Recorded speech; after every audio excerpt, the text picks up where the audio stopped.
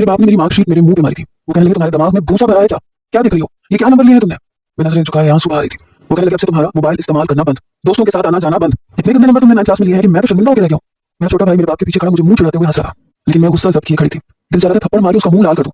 कमीना पढ़ने में अच्छा था, इसलिए अपने आप को पता नहीं क्या समझता था। मेरे वालिद ने एक नए मेल टीचर का इंतजाम किया था। वो टीचर एक नौजवान सा लड़का ही था, शायद यूनिवर्सिटी का स्टूडेंट था, लेकिन था एक नंबर का खड़ूस किस्म का इंसान। मेरे वालिद ने उसे कहा कि इसके साथ जैसी चाहे सख्ती करो, ये 9th के पेपर की दोबारा देगी और 10वीं जमात की भी, और इसका रिजल्ट मुझे हर हाल में अच्छा चाहिए। वो कहने लगा बेफिक्र रहे, मैं इसकी दोनों क्लासेस की तैयारी करवा दूंगा। अव्वल तो मैं किसी मेल टीचर से पढ़ना ही नहीं चाहती थी, लेकिन अपने बाप के सामने बोल भी नहीं सकती थी। मेरी माँ ने मेरा मोबाइल भी अपने पास रख लिया। बहरहाल वो जब से मुझे पढ़ाने के लिए आए थे, उस वक्त मैं अपने कमरे में बैठी आइसक्रीम खा रही थी, जब मेरे भाई ने आके कमरे का दरवाजा खटखटाया। दरवाजा खोल के कहने लगा पिया, कामरान भाई आए हैं, आपके टीचर। मैंने कहा आ रही हूँ। मैंने जल्दी जल्दी आइसक्रीम खत्म की, बैग उठाया, स्टडी रूम में जैसे ही दाखिल हुई तो वो बैठे हुए थे। मुझे देख के कहने लगे तशरीफ लाइए। मैं एक एक कदम बढ़ाते हुए अंदर आई, सामने रखे टेबल के सामने वाली कुर्सी को घसीट के बैठ गई, अपना बैग टेबल के ऊपर रख दिया। उन्होंने गहरी सांस भरी, कहने लगे आपके यहाँ उस्ताद को सलाम नहीं किया जाता। मैंने कहा सॉरी सर, अस्सलाम वालेकुम। वो कहने लगे वालेकुम अस्सलाम। निकाले अपनी किताबें और अपनी 9th क्लास की मार्कशीट भी जरूर दिखाइएगा। मैंने अपनी किताबें दिखाई, मार्कशीट भी दिखाई, बड़े गंदे नंबरों में फेल हुई थी। उन्होंने एक नजर मार्कशीट पर डाली, फिर मुझ पर डाली, फिर कहने लगे चले निकालने किताबें। मैंने किताबें निकाल के सामने रखी, मेरी किताबें उन्होंने पकड़ी, खोल के देखने लगे, फिर कहने लगे माशाल्लाह किताबें तो बड़ी साफ सुथरी रखी हुई हैं। मेरी पूरी किताब को देख के कहने लगे आपने तो लगता है पूरा साल किताब खोलने की जहमत ही नहीं की। और ये सच था, मैंने सारा साल बस दोस्तों के घर में दावतें उड़ाने में, मोबाइल पर बातें करने में और स्नैपचैट करने में गुजारा था। वो कहने लगे मैं पढ़ाई के मामले में बहुत स्ट्रिक्ट हूँ, ये नहीं देखता कि सामने बैठा लड़का है या लड़की, मुझे वक्त पर काम न मिले तो मैं सीधा डंडा हाथों में मार देता हूँ। ये सुनकर मैं जरा सा घबराई थी। फिर वो मुझे मैथ समझाने लगे, जब भी मुझसे कोई सवाल करते तो मैं आगे से उनकी शक्ल देखने लगती। वो कहने लगे इसकी एलसीएम निकालो। मैंने कहा मुझे नहीं आती, तो वो मेरी शक्ल देखने लगा। कहने लगा आपको एलसीएम निकालना नहीं आता, ये तो बहुत सिंपल होता है, आपको 9th क्लास में दाखिला किसने दे दिया। अब मैं उन्हें क्या बताती, मैं हर साल प्रमोट होती थी, बड़ी मुश्किल से मेरे टीचर मुझे धक्का देके अगली जमात में भेजते थे। कुछ देर तो वो मुझे देखते रहे, फिर उन्होंने एक ठंडी आह भरी, कहने लगे मैं होम ट्यूशन पढ़ाता हूँ, यूनिवर्सिटी में बीबीए के आखिरी सेमेस्टर में हूँ, वहां से फारिग होकर रात 11 बजे तक ट्यूशन पढ़ाता हूँ, और माशाल्लाह से आप मेरे स्टूडेंट्स में सबसे नालायक हैं, जिसे एलसीएम भी नहीं आता। बहरहाल एक एक सवाल उन्होंने मुझे 25-25 मरतबा करवाया, इतना कि मुझे अजबर याद हो गया, लेकिन मैं लिख लिख के कर कर के थक जाती थी। ऐसा ही हाल बाकी सब्जेक्ट्स में भी था, और वो मुझे समझा के फिर कहते थे कि बताओ क्या समझाया है। मैं आधी बात बताती थी और आधी तो मेरे दिमाग से वैसे ही आउट हो चुकी होती थी। फिर मुझे गुस्से से देख के कहने लगे कल मैं अपने साथ स्टिक लेके आऊंगा, तुम बातों से पढ़ने वाली बच्ची नहीं लगती, तुम्हारी मिसाल वो है कि लातों के भूत बातों से नहीं मानते। ये सुनकर मैंने नफी में सर हिलाया। मैंने कहा प्लीज सर मैं मार नहीं खाऊंगी। वो कहने लगे मार नहीं खाओगी तो फिर पढ़ के दिखाओ। बहरहाल मैं बुरी तरह से फंसी थी। जब भी सर आते थे तो मेरी शक्ल पर 12 बज जाते थे। वो घड़ियां मुझे मनहूस लगने लगती थी, जो कि सर कामरान के आने के बाद गुजरती थी। उससे पहले पहले मैं दुआएं करती थी, अल्लाह करे सर की बाइक का एक्सीडेंट हो जाए, सर को बुखार हो जाए, 2 नफल शुक्राने के पढ़ूंगी, अल्लाह अल्लाह करे आज तूफानी बारिश हो जाए, सर बारिश हो जाए, सर आ ही ना पाए। लेकिन मेरी तो वो सारी दुआएं जैसे रद्द होने लगी। कभी भी ऐसा नहीं हुआ था कि सर कामरान ने कभी छुट्टी की हो। आज भी उन्होंने टेस्ट दे दिया, लेकिन आसमान पर काले बादल देख के मेरा दिल झूम उठा। मैंने कहा आज तो लाजमी बारिश होगी। अल्लाह का शुक्र, अल्लाह ने मेरी सुन ली। मैं बड़ी खुशी खुशी अपने लाउंज में तितलियों की तरह बाग में टहल रही थी। मेरा छोटा भाई अहमद वहां आ गया, कहने लगा वाह आज तो चेहरे पे बड़ी रौनक छाई हुई है, अब क्या कामरान सर ने छुट्टी दी थी। मैंने कहा आज नहीं आने वाले वो, देख मेरा कितने काले बादल छाए हुए हैं, आज तो बारिश होगी और मैं बारिश में खूब एंजॉय करूंगी। बारिश भी हुई और अच्छी खासी तूफानी बारिश थी। मैं तो इतनी खुश थी कि बता नहीं सकती। मैंने अहमद को भी अपने साथ मिला लिया। वैसे वो कम ही मेरी बात मानता था, लेकिन बारिश हम दोनों को पसंद थी। हम दोनों अपने लॉन में नहा रहे थे जब अहमद ने पाइप उठाया, नीचे से नल खोला और मुझ पे पानी डालना शुरू कर दिया। मैंने कहा अहमद के बच्चे आज मुझसे तुम बचोगे नहीं, ये क्या हरकत है। मैं पूरी की पूरी भीगी हुई थी। मैंने उसके हाथ से पाइप पकड़ा और पानी उसके ऊपर डालने लगी। अहमद गेट के पास चला गया अपने बचाव के लिए। उसने मेन गेट का छोटा दरवाजा खोला और बाहर भागने लगा। मैंने कहा तुम मुझसे बचने वाले नहीं हो। पाइप काफी लंबा था, मैं बाहर को लिए उसके पीछे भागी। वो दरवाजा खोल के बाहर जा चुका था। मैंने पाइप का रुख छोटे दरवाजे की तरफ किया और दरवाजा खोल दिया, लेकिन सामने खड़े शख्स को देखकर मेरे सारे के सारे तबक पूरी आबोताब से रोशन हो गए।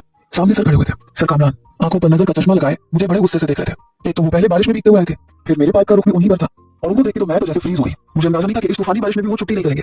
क्या मुसीबत गले पड़ गई, घर में चैन नहीं था क्या, मैं ये सोचने लगी, लेकिन पाइप अभी भी उनकी जानिब था। वो कहने लगे मैं ना ये क्या बदतमीजी है, पाइप हटाए मुझसे। ये सुनकर मेरे हाथ से पाइप छूट के जमीन पर गिरा। मैं जल्दी से अंदर भाग गई, अपने कमरे में चली गई। जल्दी से कपड़े निकाले, फटाफट से शॉवर लिया, कपड़े बदल के सर पे दुपट्टा लेके जब मैं स्टडी में आई तो वो वहां पर रुमाल से अपने चेहरे और अपने चश्मे को साफ कर रहे थे। मुझे देख के उन्होंने माथे पे बल डाले, कहने लगे बड़ी अजीब अहमक लड़की है आप।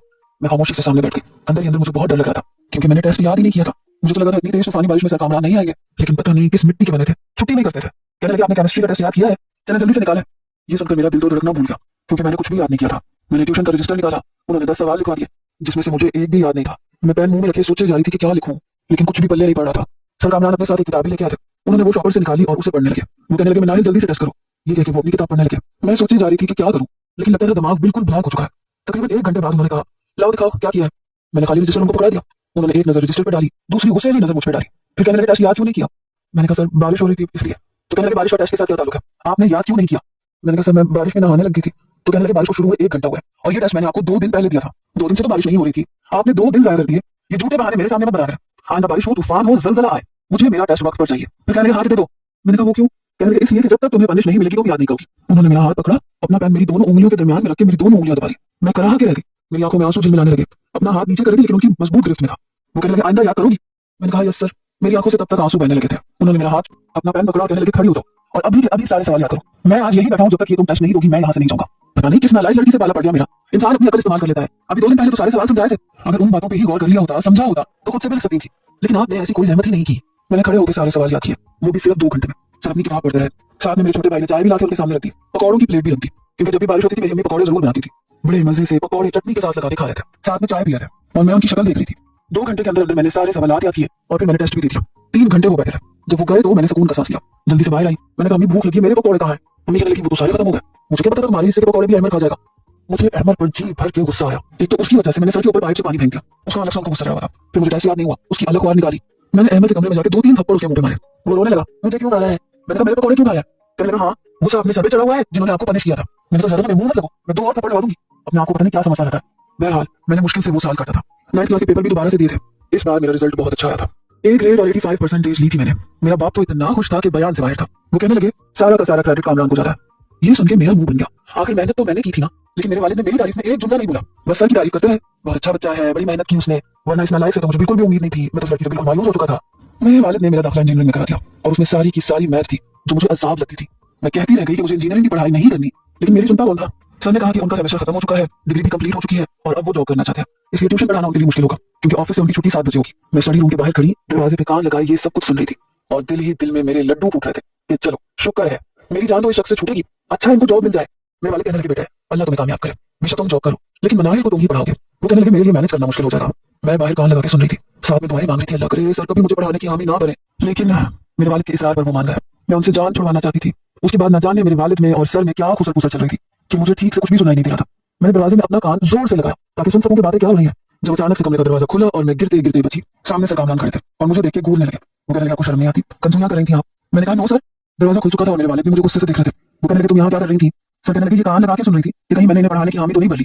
क्यों मनाहिल आप यहाँ खड़ी यही सुनने की कोशिश कर रही थी ना? मैं तो शर्मिंदा होकर रह गई। वो मुझे गुस्से से कहने लगे जाओ अपने कमरे में। मैं फौरन से अपने कमरे में चली गई।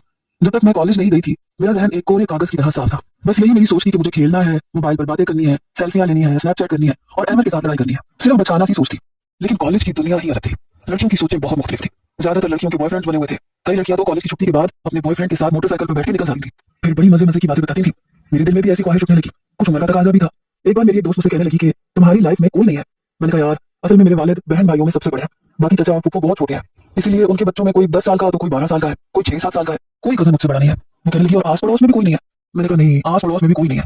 एक लड़की कहने लगी मैंने तो अपने सर के साथ खूब अफेयर चला रखा है और बहुत जल्द मेरी उनसे मंगनी होने वाली है। मैं उसको कोल्ड ड्रिंक का घूंट पड़ रही थी। ये सुनकर तो मेरे हलक में जैसे अच्छू लगा। मैंने कहा क्या सर के साथ? कहने लगी हाँ तो क्या हुआ? मैंने कहा पागल हो गई हो, पता भी है सर कितने बड़े होते हैं? सर का मतलब तो यही है ना कि तुमसे 10-12 साल बड़े होंगे। तो कहने लगी तो होंगे। तो कहने लगी तो क्या हुआ 10-12 साल बड़े से शादी नहीं होती क्या? मैंने कहा फिर तो तुम उनकी बीवी कम और छोटी बहन ज्यादा लगोगी। मैंने उसका तमस्कुर उड़ाया था। तो वो कहने लगी जी नहीं ऐसा कुछ नहीं है। कई लड़कियां हैं जिनकी शादी अपने से 10-15 साल बड़े मर्दों से होती है और वो बहुत खुश रहती हैं क्योंकि वो मैच्योर भी होते हैं और कम उम्र बीवी की बात की कदर भी करते हैं। मैंने कहा ऐसा कुछ नहीं होता, मुझे भी सर पढ़ाने आते हैं। इतने खुलूस है, मैं तो दुआएं करती हूँ जल्दी से मेरी पढ़ाई खत्म हो, मेरी जान छूटे। वो कहने लगी देखने में कैसे है? मैंने कहा कभी गौर नहीं किया, क्या पता कैसे है कैसे नहीं है। तो वो कहने लगी चलो छोड़ो, उस वक्त तो बात आई गई हो गई। एक बार कॉलेज की छुट्टी के बाद मैं अपनी दोस्तों के साथ रेस्टोरेंट में खाना खाने का प्लान बनाया था। मेरे वालिद ने भी इजाजत दे दी थी क्योंकि अब मैं पढ़ाकू बच्ची हो गई थी। जब मैं रेस्टोरेंट में अपनी दोस्तों के साथ बैठी मेन्यू डिस्कस कर रही थी, उधर मेरी सामने वाले टेबल पर नजर पड़ी। वहां सर बैठे थे, साथ में 2-3 मर्द और भी थे और वो उनके साथ बातचीत में मसरूफ थे, साथ साथ लंच भी कर रहे थे। मैंने कहा मारे गए और ये यहाँ कैसे आ गए? ये देखकर मेरी दोस्त मुझसे कहने लगी क्या हुआ, कौन आ गया? मैंने कहा वो जो सामने बैठे हैं ना मेरे सर है। मैंने ये कहा तो सब लड़कियों ने बेसाख्ता पीछे पलट के देखा। सर को देख के कहने लगी ये तुम्हारे सर है? हाय मनाइल तुम तो शायद आंखों की अंधी हो या अकल की, कितना हैंडसम सर है तुम्हारा। अगर ऐसा सर हमारा होता तो हम तो कब का उन्हें सेट कर चुकी होती। मैंने कहा बस ये शक्ल के अच्छे हैं, तुम्हें नहीं पता बहुत गुस्से वाले हैं, टेस्ट याद ना हो तो पनिश देने से भी गुरेज नहीं करते। वो कहने लगी पागल हो तुम, ऐसा करो अपने सर का नंबर मुझे दे दो, मैं तो इन्हें 2 महीने के अंदर अंदर पटा लूंगी। मैंने कहा मेरे पास नहीं है उनका नंबर। तो वो कहने लगी यार तुम तो बड़ी बेवकूफ हो, कितना हैंडसम नौजवान है, तुमने तो लगता है कभी गौर से देखा ही नहीं। ये बात शायद सच थी, मैंने वाकई में कभी गौर से देखने की कोशिश ही नहीं की थी क्योंकि मैं ऐसी बातें सोचती ही नहीं थी। इस बार जब सर मुझे पढ़ाने आए तो मैंने उन्हें गौर से देखना शुरू किया। वो काफी स्मार्ट थे, वो मुझे मैथ के सवाल समझा रहे थे और मेरी नजरें उनके चेहरे पे मरकूज थी। सर ने सवाल समझाने के बाद जब मेरी तरफ देखा तो मैं उन्हें टिक-टिक ही बांधे देख रही थी। वो कहने लगे ये समझ में आया तुम्हें? तो मैं फौरन से चौंक गई। मैंने जब रजिस्टर पे देखा तो पूरा सवाल हल हो चुका था, लेकिन मेरे पल्ले नहीं पड़ा था। मैंने नफी में सर हिला दिया। मैंने कहा एक बार और समझा दे।